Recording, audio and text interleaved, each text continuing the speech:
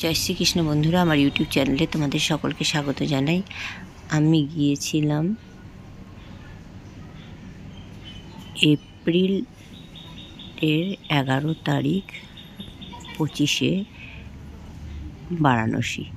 তো এই বারাণসীতে গিয়ে আমি দশাশ্বমেধ ঘাটে যাই এবং এখানে নৌকা বিহার করি এবং ঘাটগুলো দেখি। তো তোমাদের সাথে আমি শেয়ার করছি এই জায়গাটা।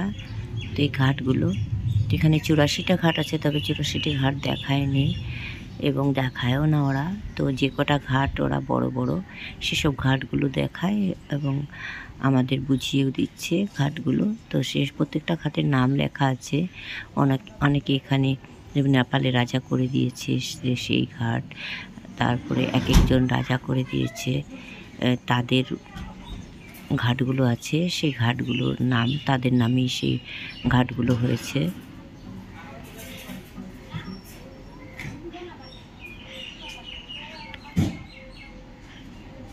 যারা ঘাটগুলো করে দেয় তাদের নামে নামেই ঘাটগুলো আছে।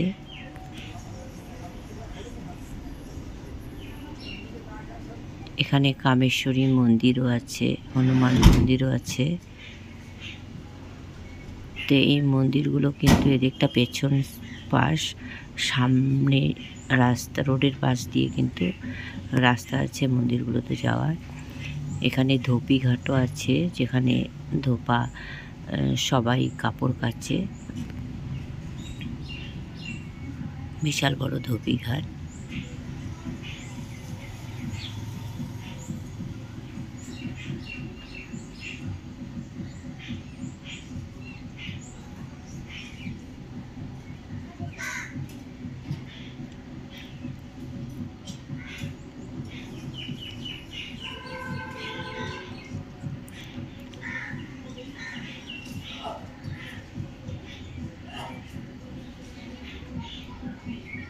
ঘাটগুলো জুম করে দেখাচ্ছি, এটা রাজাঘাট।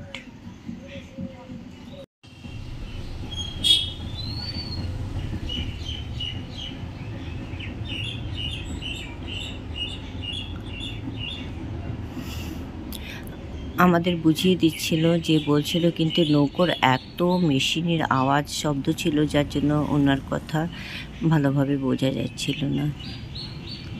তাই আমার যতটুকু মনে আছে তোমাদেরকে বলছি, এটা নারদ ঘাট। উনি বলছিলেন যে এই নারদ ঘাটে যদি স্বামী স্ত্রী একসাথে স্নান করে ওঠে তবে কিন্তু দুজনের মধ্যে ঝামেলা ঝগড়া লেগে যায়, সেই জন্য এই ঘাটে স্নান করতে হয় না।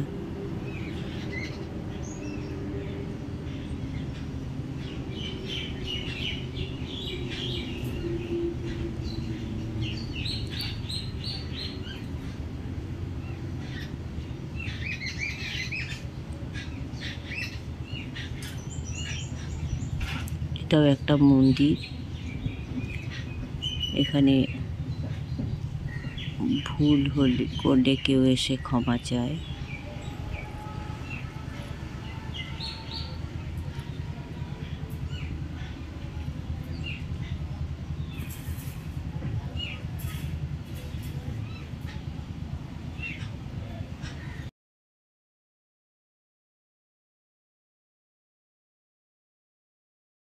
গৌরী কেদারেশ্বর, এটাও একটা মন্দির।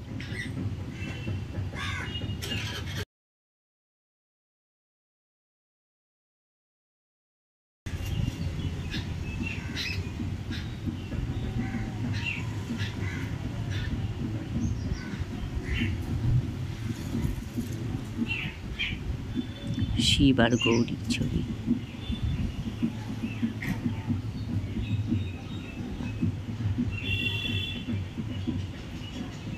এখানে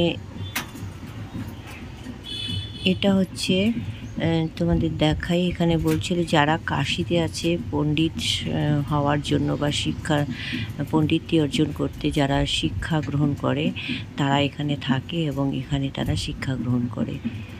এই সবাই বসে আছে।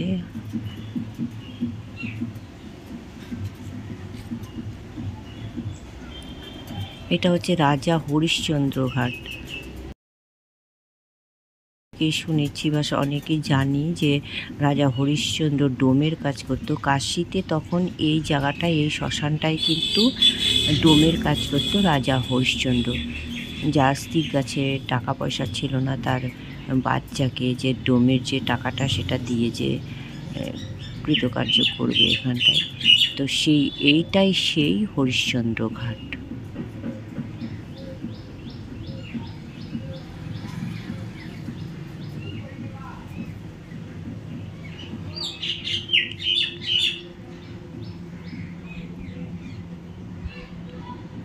তো আমি ভাবতে পারিনি যে আমি এই ঘাটটা দেখতে পাবো, রাজা হরিশ্চন্দ্র ঘাটটা। ছোটোবেলায় কাহিনী শুনেছিলাম, তো নিজে চাক্ষুষ হলাম যে এই ঘাটটার সামনে আমি যেতে পেরেছি।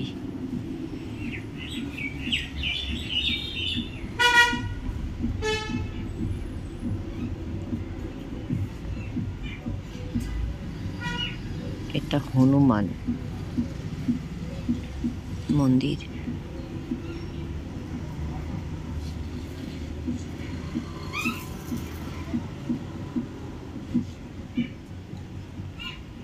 দেখতে পাচ্ছ এটা একটা ঘাট, গুলিরিয়া ঘাট।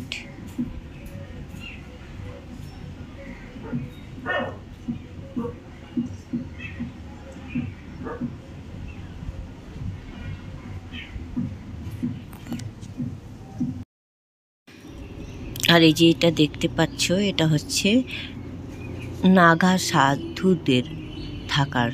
তো যখন কুম্ভ হয় তখনই কিন্তু ওরা বাইরে বের হয়। এই কুম্ভ হয়েছিল, কুম্ভ মেলায় কিন্তু সব নাগা সাধুগুলো বাইরে বেরিয়েছিল, আবার এরা এসে কিন্তু এর ভেতর ঢুকে গেছে, এ কথাই উনি জানালো।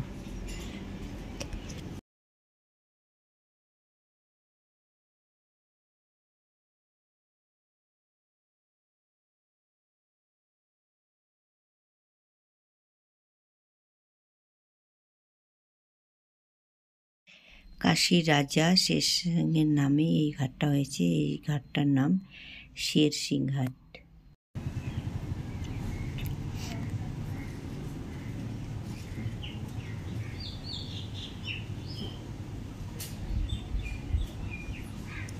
এতটুকুই আমাদের দেখিয়েছে ঘাট, এখান থেকে কিন্তু নৌকোটা ঘুরিয়ে নিয়েছে। দেখতে পাচ্ছ তোমরা ব্রিজ একটা সামনে, এখান থেকে ঘুরিয়ে দিয়েছে।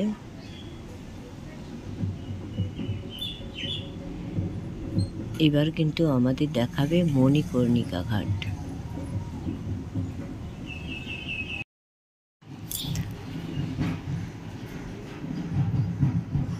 এবার তোমরা একটু দেখো মণিকর্ণিকা ঘাটটা।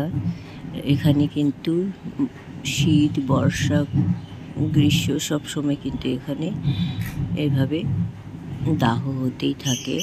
তোমরা আগুন দেখছো, নিচে দেখা যাচ্ছে এবং ওপর দিকেও কিন্তু জ্বলছে, এটা কোনো সময় বন্ধ হয় না।